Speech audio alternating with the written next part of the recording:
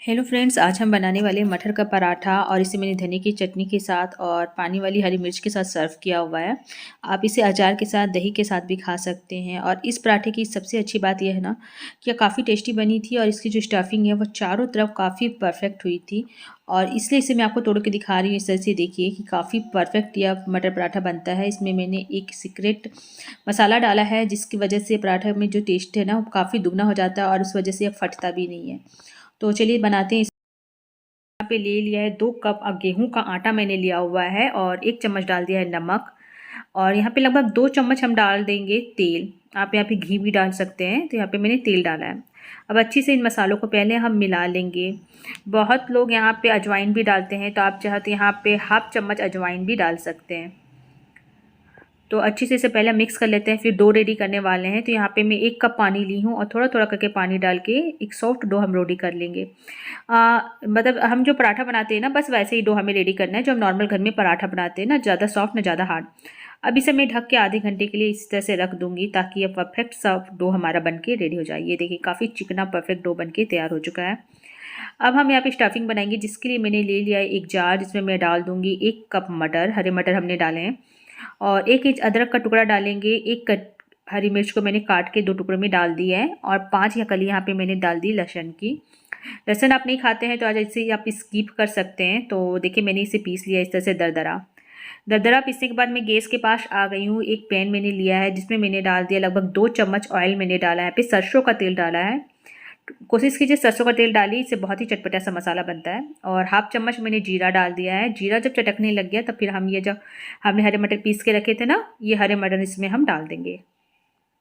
मटर को हम अच्छी तरह से इस तरह से देख के तेल के साथ फ्राई करेंगे, जिससे क्या होगा, इसका कच्चापन है ना वह दूर हो जाएगा। और कच्चापन दूर होगा, हमारा मसाला बहुत टेस्टी सा बनकर तैयार हो जाएगा। ऑलरेडी इसमें हमने हरी मिर्च, अदरक, लहसुन डाल दिए, तो कुछ सूखे मसाले हम डालेंगे। तो यहाँ पे हाफ चम्मच मैंने नमक डाला है टेस्ट के अनुसार। हाफ चम्मच यहाँ पे मैंने डाल दी है यहाँ पे हल्दी।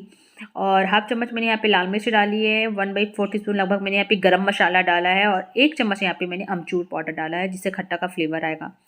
इन सभी मसालों को अच्छे से मिक्स कर लेंगे। और एक बात मैं और बताना चाहूँगी, मसाले आप थोड़े से कम बेसी अपने अनुसार भी कर सकते हैं, कोई प्रॉब्लम नहीं है। ठीक है।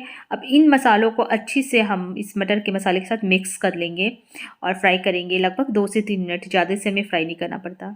जैसे जैसे इसे हम फ्राई करेंगे, आप अभी देख रहे होंगे ना काफ़ी चिपक रहा है तवे के साथ या फिर पैन में, काफ़ी ये चिपकता है स्टार्टिंग में, लेकिन जैसे जैसे फ्राई करेंगे ये पैन को छोड़ देता है।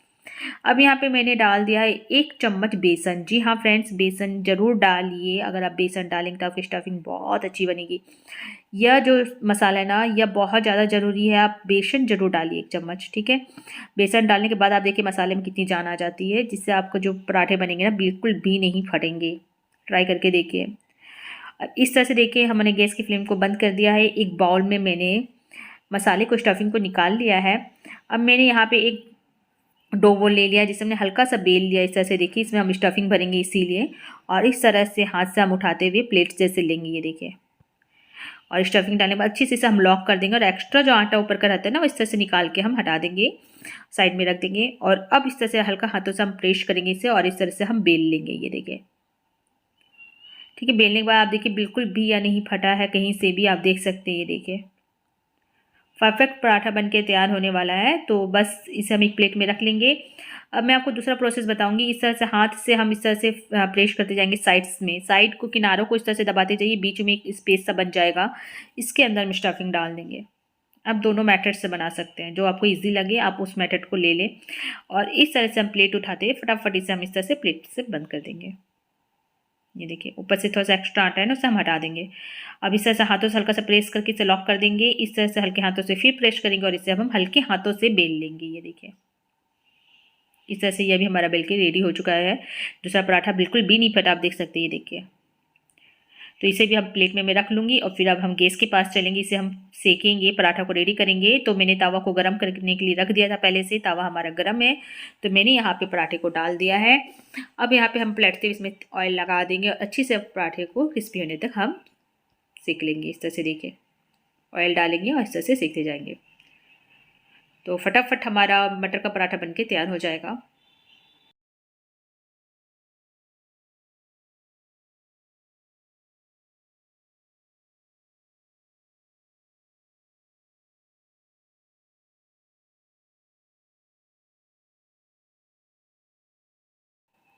और इसे देखिए हमारा पराठा बनकर तैयार है। मैंने इसे प्लेट में निकाल लिया है और इसी तरह से मैं दूसरे पराठे को भी सेक लूँगी।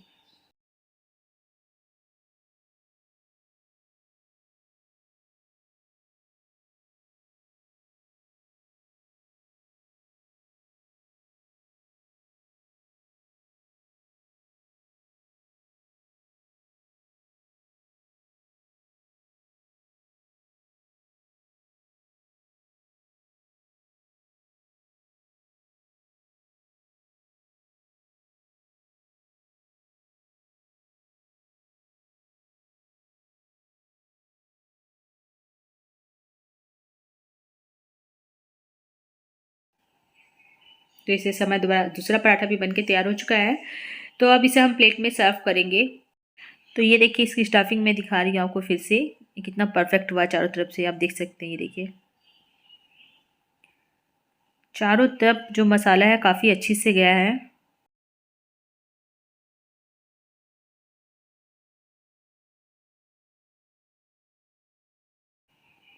अब इससे मैंने एक प्लेट में सर्व कर लिया है। यहाँ पे देख सकते हैं आप, इसकी जगह दही भी यूज़ कर सकते हैं। दही के साथ भी इस पराठे को खाइए, काफ़ी टेस्टी लगता है। या फिर मिक्स अचार साथ में ले लें। तो रेसिपी अच्छी लगी तो लाइक कीजिएगा, शेयर कीजिएगा। चैनल में नए हैं तो चैनल को सब्सक्राइब कर लीजिए। Thanks for watching my video.